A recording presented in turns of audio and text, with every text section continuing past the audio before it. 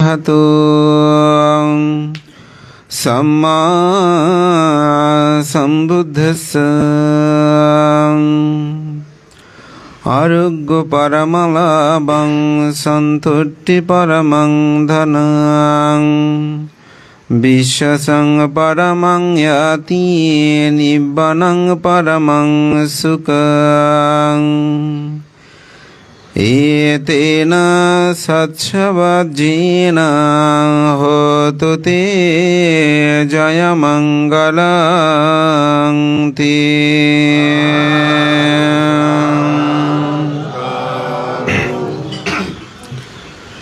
আমার পরম হিতৈষী কল্যাণকামী ঐতিহ্যঋদ্ধ রাঙ্গুনিয়া উপজেলার অন্তর্গত মহান পুণ্যপুরুষ আচার্য ভগবান চন্দ্র মহস্তবীরের জন্মতিথি স্মৃতিধন্য সেই সুখবিলাস ভগবানপুর গ্রামের বিশিষ্ট সদ্যপ্রাণ সমাজকর্মী আমার অত্যন্ত প্রিয়ভাজন শিমুল বড়ুয়া এবং তার ভ্রাতা স্বপন বড়ুয়া সহ এবং তাদের সহধর্মিণী আত্মীয়স্বজন জ্ঞাতিবর্গ সকলেরই উপস্থিতি এই আয়োজনে এই অষ্টপরিষ্কার সংবাদান অনুষ্ঠানের উপস্থিত প্রধান জ্ঞাতি আমার অত্যন্ত প্রিয়ভাজন আমুচিয়া শ্রীপুর আদি শাক্যমণি বিহারের অন্যতম রূপকার অধ্যক্ষ আমার স্বল্প কর্মকে যিনি বৃহৎভাবে আজকে উপস্থাপনা করেছেন আমাদের সঙ্ঘ সমাজের নন্দিত সুদেশক একজন নীরব ভিক্ষু সাঙ্গিক ব্যক্তিত্ব প্রিয়ভাজন পরমানন্দ মহস্তবীর মহোদয় উপস্থিত ভগবানপুর বিহারের সুযোগ্য বিহার অধ্যক্ষ সুখবিলাস ভগবানপুর বিহার অধ্যক্ষ সুদেশক প্রিয়ভাজন শিলরত্ন মহস্তবীর বহু গ্রন্থ প্রণেতা সাধারণানন্দ মহাতের ও বনভান্তের প্রিয় শিষ্য নীরব একজন পণ্ডিত ভিক্ষু ব্যক্তিত্ব যিনি ত্রিপিটকের 8টি গ্রন্থের অনুবাদক প্রিয়ভাজন রাহুল স্থবির সাক্ষ্যতিলক বুদ্ধি সম্ভার তথা মাননীয় সঙ্ঘের প্রতি আমার শ্রদ্ধা বন্দনা নিবেদন করছি।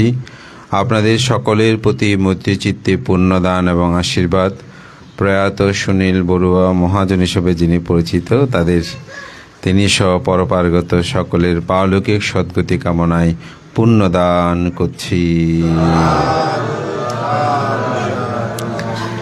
আজকে প্রায় সপ্তাহকাল থেকে আমাদের সোশ্যাল মিডিয়ায় ফখরুদ্দিন মঈনুদ্দিনের কথাটা বারবার ঘুরে ঘুরে অনেকে লিখছিল। তো ওখানে এই কথাটা তাদের কথাগুলো প্রাসঙ্গিকতায় বলতে বলতে আমার একটি কথা মনে পড়েছে, সেটা হচ্ছে শান্তির স্বপ্নে জেনারেল মঈনুল আহমদ তার একটা গ্রন্থে তিনি একটা খুব সুন্দর আত্মজীবনীর উপমা দিয়েছেন। তো সেখানে তিনি লিখছেন তার আত্মজীবনীতে, আমি সোনার চামচ নিয়ে জন্মগ্রহণ করি নাই, তবে আমার জন্ম থেকে আজ অবধি আমাকে কখনো দারিদ্রতা স্পর্শ করে নাই। ওনার এই কথাটা আমার হৃদয়ে দাগ কেটেছিল তার আত্মজীবনী গ্রন্থে। সেটা ছিল স্বপ্নের শান্তির স্বপ্নে তার আত্মজীবনমূলক একটা গ্রন্থে। তো আমি এই কথাটা বলার একটা কারণ, আমাদের শিমুল বাবু তিনি সোনার চামচ নিয়ে জন্মগ্রহণ করে নাই, আবার একেবারে দারিদ্রতাও যে তাকে আষ্টপৃষ্টে বেঁধে রেখেছে তাও নয়। তার জীবনটা আমরা যেটাকে মধ্যবিত্ত বলি সেভাবেই আত্মপ্রচেষ্টায় নিজেকে গড়ে তোলে। এখানে একটি ব্যবসা প্রতিষ্ঠানে তিনি জড়িত থেকে সেটাকে সমৃদ্ধ করে তিনি সমাজ সধর্ম পরিবার ভাই বোন সবার সাথে সমন্বয় করে তার জীবনটাকে তিনি অতিবাহিত করছেন। তো এই কথাটা বলার একটা কারণ, সেটি হচ্ছে যে তার যে ধর্মময় প্রেমতা এটা আমাকে খুব উদ্বুদ্ধ করে, যে বিশাল অর্থে প্রাচুর্য না থাকলেও তিনি সমাজের সকল মানুষের সাথে মিশে তিনি তার জীবনটাকে সুন্দরভাবে পরিচালিত করতে চায় এবং শুধু এখানে নয়, তিনি নিজের গ্রামেও সেখানে প্রতি বছর বিশাল আকারে এমন বড় বড় সঙ্গদান করে আমাদের অনেক বিত্তশালী মানুষের মধ্যে এই চেতনাটা জাগ্রত হয় না। তো সেই ক্ষেত্রে শিমুলের এই জিনিসটাকে আমি এই জন্য প্রশংসা করি। আমাদের অনেক মানুষ এরকম বলে, তুমি তো এরকম বাড়ি করো নাই, বিল্ডিং করো নাই, ঘর করো নাই, কিন্তু এত বড় বড় সঙ্গদান করো কেন? এরকমভাবে শিমুলকে অনেকেই আপনজন যারা হয়তো কেউ কল্যাণ মিত্র হয়েও বলতে পারে, অনেকে না বুঝিয়ে বলতে পারে। তা আমি এই কথাটা আমার একজন সম্পাদক ছিলেন, আপনার নাম শুনেছেন, স্বপন বাবু, হাত কাটা স্বপন বললে বেশি চিনি। তো তিনি আমার বিহারের 21 বছর সম্পাদক ছিলেন। তো তিনি যখন আমরা কঠিন চিবর দানের আয়োজন করতাম, তো কঠিন চিবর দানের মানে সাধারণ উপাসক উপাসীদের জন্য আহারের ব্যবস্থাটা কেমন করবো একটা আলোচনা হয় না? তো ওখানে অনেকে বলে যে না বেশি না, 100 মানুষের জন্য করেন। তখন তো সাক্ষ্যমণি বিহারের আজকের যে অবস্থা সেরকম নয়। এখন তো আমরা 1000, 1500, একদম কম হলো 1000-এর মধ্যে থাকে দেখেদের আহারের ব্যবস্থা। তখন 50, 100 এগুলো অনেক কিছু। তো অনেকে বলতো না এত বেশি করার দরকার কি, 50, 100 করলে হয়ে যাবে। তো সবরবাবু যখন বলতো কেন একটু বেশি করলে অসুবিধা কি, বলতে না বিহারের কাজ চলতেছে, বিহারের কাজ শেষ হলে তারপর বড় করে করব। তো স্বপনবাবু ওখানে একটা এত সুন্দর যুক্তি দিলেন যেটা আমার জীবনে খুব রেখাপাত করে। বলতে তখন যদি মানুষগুলো মরে যায়, বিহার নির্মাণ করতে করতে তো 5 বছরও লাগতে পারে। এই 91 থেকে শুরু করেছি যে এখন 2005 সাল, এখনও তো বিহারে কাজ চলমান। তো মানুষ তো এত বছর অনেক মানুষ মরে গেছে, তো আমরা তাদের অর্থ দিয়ে তাদেরকে দুটো অন্ন যদি দিতে না পারে এটা কেমন? তা আমি সাপোর্ট দিলাম, আর দিনা ওনার কথা একটা যুক্তি আছে। তখন 360, 400 এরকম। আপনার আশেপাশে অনেকগুলো বিহারে তারা সেটা মানে করতো না, তখন 100 করতো। এই আমাদের দেখা দেখে এখন আমাদের মধ্যে এটা প্রবৃদ্ধি হয়েছে। তো আমি একদিন শেষ শিমুলবাবুকে বললাম, আপনি কখন বাড়ি করবেন, কি করবেন, এই চিন্তা করে আপনি পুণ্যকর্ম থেকে রহিত থাকবেন তা না। কারণ পৃথিবীতে কেউ দান করে কখনো দরিদ্র হয় নাই, এটা আমি লিখিত দিতে পারবো। যদি আপনি সঠিকভাবে দান করেন আপনি কখনো দরিদ্র হবেন না। তবে আপনি যদি নামের জন্য, খ্যাতির জন্য, সুনামের জন্য আপনি আয়োজন করতে পারবেন 5 জনের, আপনি 500 জনের জন্য করলেন, তো আপনার কর্যদার করলে সেটা বিপদ হবে না? কিন্তু বুদ্ধ বলেন যে আপনি সামর্থ্য অনুসারে আপনার সম্পদকে বিভাজন করে সেভাবে আপনি দানকর্ম সম্পাদন করেন। তো তাতে কে কী বলবে সেটা বড় কথা নয়, পুণ্যকর্ম করাটা আমি মনে করি দরকার। তো সেই সুবাদে আমি মনে করি শিমুল তিনি তার সে ধারাবাহিকতা রক্ষা করে চলেছে। সত্যিকার অর্থে আমাদের অনেক সন্তান আছে, তাদের পিতামাতার জন্য একটা সঙ্গদান করতে পারে না, আত্মীয় স্বজনকে নিমন্ত্রণ করতে পারে না, সময় নাই। কি করেন, কোনো রকমে বান্ধে 2 জন ফাং করে সয়ং দিয়ে বা শেষ। কিন্তু বিয়ে শাদে বিভিন্ন সমাজে, এমনকি নিজের সন্তানের বার্থডের জন্য আপনি রেডিসন বলেন, বিভিন্ন হোটেলে বলেন, বিভিন্ন জায়গায় তারা প্যানাসোনিতে বলেন, অনেক জায়গায় তারা অনেক আয়োজন করতে পারে। তো সে ভাবে না আমার সন্তানের জন্য আমি যেমন করছি আমার জন্য তো আমার পিতা করেছে, সুতরাং সেটাকে আমার দায়িত্ব কর্তব্য নয়। আজকের যে সঙ্গদান, এই সঙ্গদান শুধু আপনারা আমাদের 6 জন ভিক্ষুকে দান করছে তা না, এই যে আপনারা জ্ঞাতি স্বজন এসেছেন, আপনাদের মধ্যে একটা মেলবন্ধন হয়েছে না, আপনাদের মধ্যে একটা আন্তরিকতা হয়েছে না। আমাদের মহামান্য সঙ্গরাজ সদ্য প্রয়াত ডক্টর জ্ঞানশ্রী মহস্তবী মহোদয়, ভান্তের সাথে আমার ব্যক্তিগত জীবনে একটি গভীর নিবিড় সম্পর্ক ছিল। তো আমি একদিন খদুরকিল, আমি স্থানও বলছি, খদুরকিল গ্রামে একটা সঙ্গদানে গিয়েছি। তো সঙ্গদানের মধ্যে ভান্তের পাশে আমি বসেছি। তো তখন ভান্তে তো খুব তাড়াতাড়ি চলে যায়। তো এখন তখনও মানুষজন অল্প এসেছে, কিন্তু সভা শুরু হচ্ছে না। তা আমি জানি যে ভান্তে একটু তাড়াতাড়ি যায় যে কোনো অনুষ্ঠানে, যিনি ফাং করেছে আমাকে বলছে সংবাদ বানতেও যাবেন। তা আমিও সেই হিসাবে নিয়ম করে আগে ভাগে গেছি, যাতে ভান্তে তো আগে যায় যে আমি জানি। তা আমি পৌঁছাম, সবাই গিয়ে মূলত আমি আর আমার দু একজন শিষ্য, ভান্তে শিষ্য, আর কেউ তখনও ভান্তারা আসে নাই। তো ভান্তে আমাকে বলতেছে, অবা লোকজিৎ তোমার একখান হতা হই। ভান্তে মাঝে মধ্যে খুব শিশু সুলভ কথা বলতো। তা আমি বললাম, ভান্তে হয়তো বা শারীরিকা যে বিশৃঙ্খলা অবস্থা সমাজর, বুদ্ধের ধর্ম, বুদ্ধের শাসন ইবে কিভাবে এখনো টিকি আছে? তোমার কি মনে হয় কেন আর এখনো টিকি আছি? এখন এত বড় মহাপুরুষ, আমার অনেক ধরনের উত্তর মনে আসতেছে, কিন্তু আমি গভীর শ্রদ্ধায় কোনো উত্তর না দিয়েই বললাম, ভান্তে আমি এমনি অনেক কিছু ভাবছি, তবে আমি বলার সাহস পাচ্ছি না। এখন আপনি মহাপুরুষ, আপনি বললেন ভান্তে, আমি কি আর বলবো, আমি তো ছোট মানুষ। তো ভান্তে অনেকক্ষণ চুপ করে থেকে বলছে, পুণ্য পুণ্য পুণ্য, এই সমাজকে পুণ্যই রক্ষা করছে।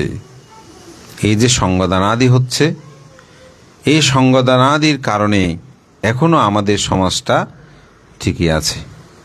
এতটুকু উত্তর ভান্তে আমাকে দিয়েছিলেন। আমার ক্ষুদ্র জ্ঞানে সেটা আমি বৃহৎ আকার করে বুঝে নিয়েছি। যেদিকে দানও যেমন হচ্ছে, অপরদিকে সমাজের মধ্যে মেলবন্ধন হচ্ছে, আত্মীয়তার সেতু বন্ধনগুলো হচ্ছে, একে অপরের মধ্যে যোগাযোগটা হচ্ছে। এখন বিবাহ সাদে বলেন, কোনো সামাজিক অনুষ্ঠানে আপনাদের মধ্যে বসে কথাবার্তা আন্তরিকতার সুযোগ আছে? বিয়ে আগে গ্রামে হতো 7 দিন বিবাহ উৎসব, আস্তে আস্তে 2-3 দিন হলো, 2-3 দিন হতে হতে এখন 1 রাত হলো, অর্থাৎ ক্লাবে 1 রাত সকাল ভোর পর্যন্ত। এখন হয়ে গেছে 2-3 ঘন্টা, তাও 2-3 ঘন্টার মধ্যে অনেকে 1 ঘন্টা, বর কোনো দেখে না। বরজা বানতে আমি গিয়েছিলাম বিয়েতে, এখন ওখানে আস্তে আস্তে বরকনে দিয়ে 2টাকে হাজিরা দিয়ে চলে আসছি। তো গেছেন কটায়? বর্তমানে 10টার দিকে গেলাম, এসেছেন কটায়? বর্তমানে 11:15 চলে আসছি। তাহলে 45 মিনিট কাজ শেষ।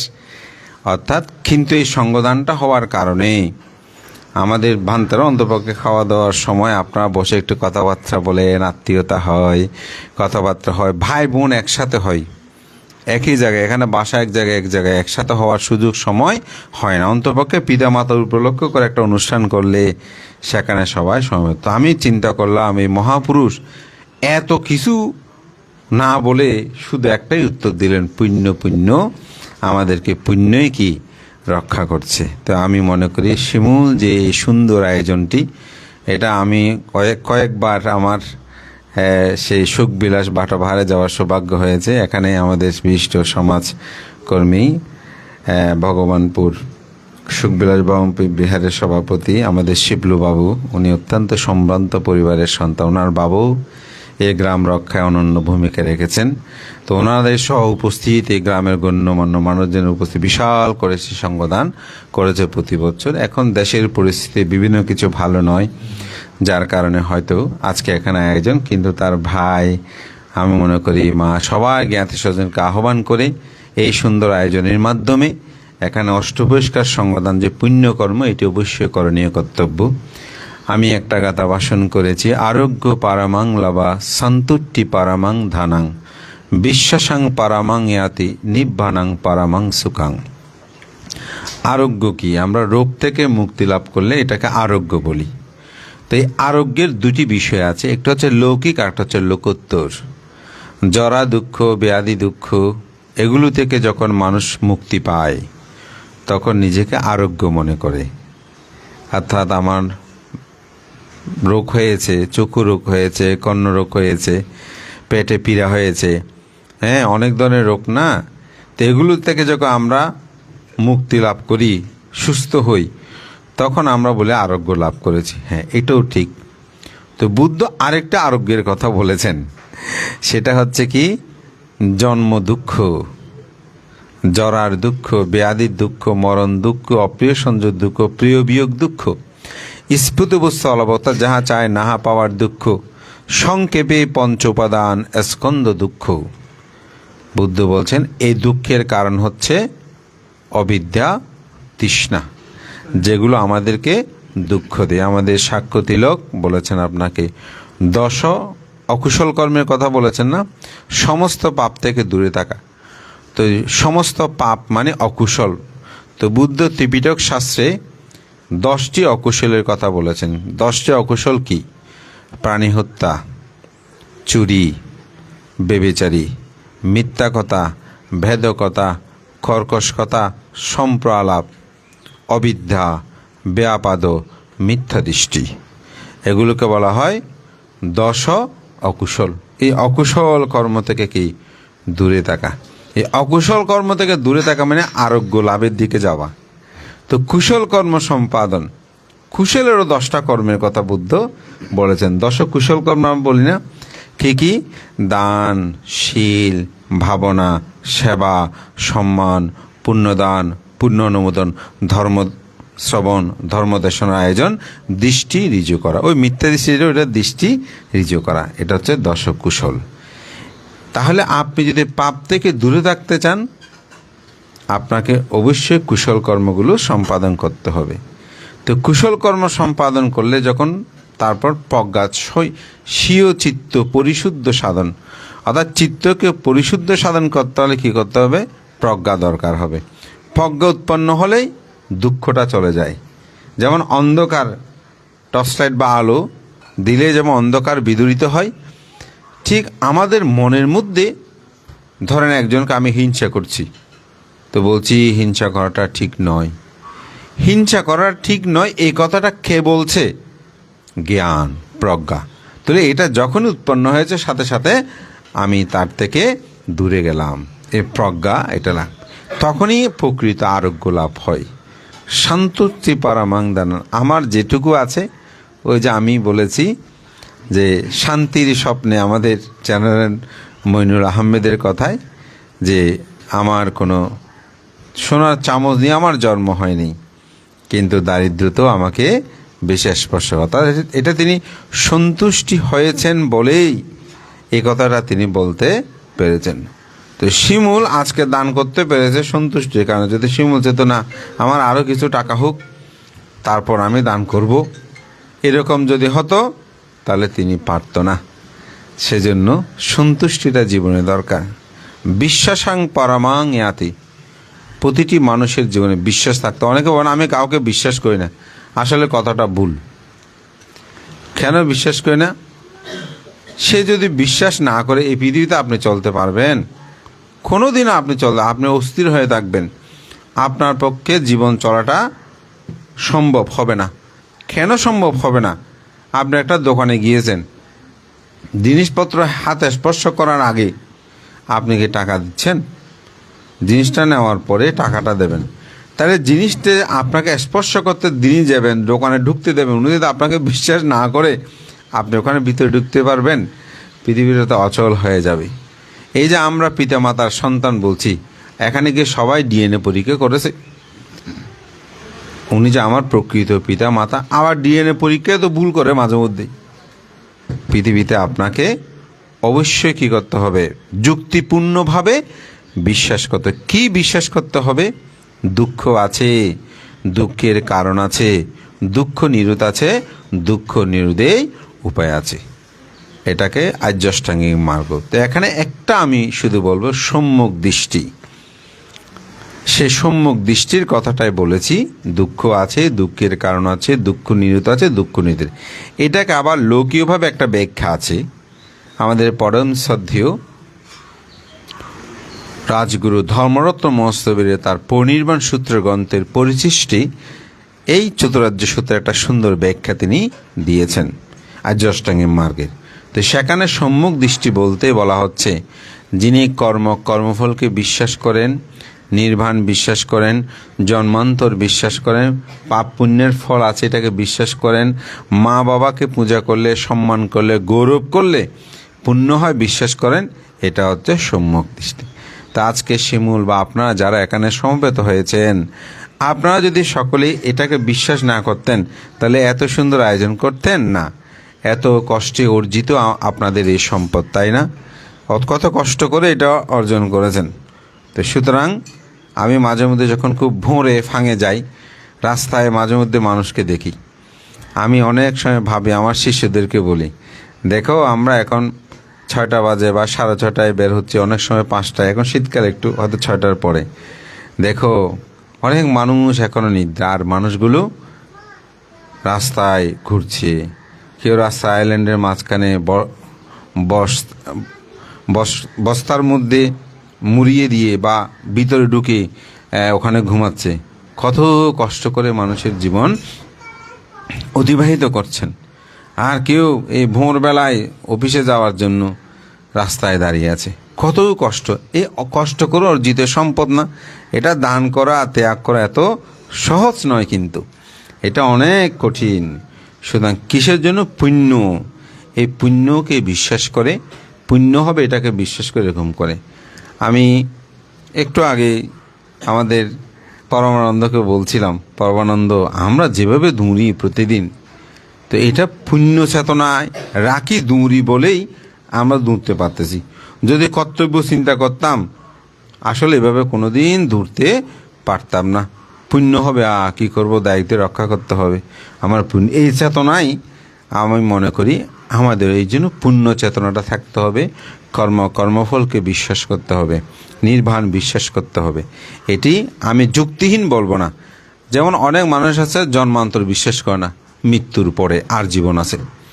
তাহলে তো আপনি যে কোনো পাপকর্ম করতে পারবেন। যদি মানুষজন না দেখে মতন পাপকর্ম করেন, তাহলে তো এই জগতে আর কোনো মানুষ থাকবে? কেউ না দেখে মতো যদি পাপকর্ম করে, ওটা যদি কোনো শাস্তি না থাকে, তাহলে জগৎ আনাচা কোনাচারে ভরে যাবে। এখন পৃথিবীতে সে কারণে তো সেরকম হচ্ছে। তো আমি পৃথিবীতে অন্য ধর্মের কথা বলবো না। বুদ্ধ ধর্ম তো এমন আমাদেরকে শিক্ষা দিয়েছেন, আপনি ইহজীবনে পাপ করলে মৃত্যুর পরে সুখ পাবেন, সেটা বলে নাই। আপনি ইহজীবনে পুণ্য করলে আপনি সুখ পাবেন পরজীবনে, সেটা। তো সুতরাং এই ধর্মে আপনি জন্মান্তর বিশ্বাস করতে অসুবিধাটা কোথায়? আমাদের ধর্মের কোথায় আছে আপনি ধর্মের জন্য যদি আত্মহত্যা করেন আপনি স্বর্গে যেতে পারবেন না? এই জন্য আমাদের ধর্মে কোনো ধর্মের জন্য মৃত্যুবরণ করা, সুইসাইড করার কোনো সিস্টেম নাই। এখানে বলছেন আপনি এই জীবনেই যে কর্মটা করে সুখ পাবেন, পরজন্মেও আপনি সেই। আপনাদেরকে আমরা দান করতে বলি, কোনোদিন বলেছি যা আছে সব দান করে ফেলেন বেশান্তর হওয়ার জন্য? অথবা বেশান্তরের জাতক বলি, কিন্তু বেশান্তর হওয়ার জন্য কাউকে তো আমরা বলি না। কারণ এক একটা পর্যায়ে আছে এক একটা কিছু দেওয়া। আর আমাদের ভিক্ষুদের যা আছে ওগুলো সব দিয়ে যেতে বলে, কারণ ভিক্ষুদের পিছুটার নাই। কিন্তু একজন গৃহীর জীবনে তিনি কিভাবে চলবেন, বুদ্ধ তার দিক নির্দেশনা দিয়েছেন। সম্পদকে 4টি ভাগে আপনি ভাগ করবেন। 2 ভাগ নিজের জন্য খরচ করবেন, 1 ভাগ আপদ বিপদের জন্য জমা রাখবেন, 1 ভাগ আপনি দান করবেন না। তাহলে বুদ্ধ তো বলেন সব দিয়ে দিতে। তো বুদ্ধের ধর্মটা এমন একটি যেটাকে উপলব্ধি করতে হয়। তো সেজন্য বিশ্বাসটা অবশ্যই থাকতে হবে। সে বিশ্বাসটাকে বলা হয় শ্রদ্ধা। নিব্বাণাং পরমাং সুখাং। আমরা যতই পৃথিবীতে বিচরণ করি, যত দান ধর্ম করি, এগুলোতে সংস্কার হবে, বৃদ্ধি হবে, ভোগ করতে হবে, কিন্তু এগুলোই জীবনের কে দুঃখ মুক্তি করাতে পারে না। দুঃখ মুক্তির জন্য একেবারে অবিদ্যাকে ধ্বংস করে নির্বাণ সাক্ষাৎই হচ্ছে বুদ্ধের ধর্ম। সেটাই হচ্ছে বুদ্ধ পরম সুখ বলেছেন। তো আজকের এই আয়োজনে আমি মনে করি আমাদের শিমুল এবং ওনার ভাই সহ ওনাদের সহধর্মী তারা সবাই সম্মিলিত হয়ে জ্ঞাতি স্বজন সুবর্ণোদয় সবাইকে আহ্বান করে এই পুণ্যকর্মাদি সম্পাদনের মাধ্যমে একদিকে যেমন প্রয়াত সুনীল বড়ুয়া মহাজন, ওনাকেও পুণ্যদান জ্ঞাতি পূজা, অপরদিকে জীবিত জ্ঞাতিগণের সাথে সংমিশ্রণে মিলন বন্ধনে এই সুন্দর আয়োজনকে সাধুবাদ জানাই। প্রয়াত উপাসকে পুণ্যদান করি আপনাদের সুন্দর সার্থক হোক। সবার মঙ্গলসুখ কামনা করে, উত্তর শ্রীবৃদ্ধি কামনা করে, মহান সঙ্গের প্রতি কৃতজ্ঞতা জানিয়ে বন্ধনা জানিয়ে আমার নাতি দীর্ঘ ধর্মকথাখানে শেষ করছি। জগতের সকল প্রাণী সুখী হোক। এখন উৎসর্গাদি কর্ম সম্পাদন করবেন শিলরত্নস্তবী। সবাই 3 বার নাম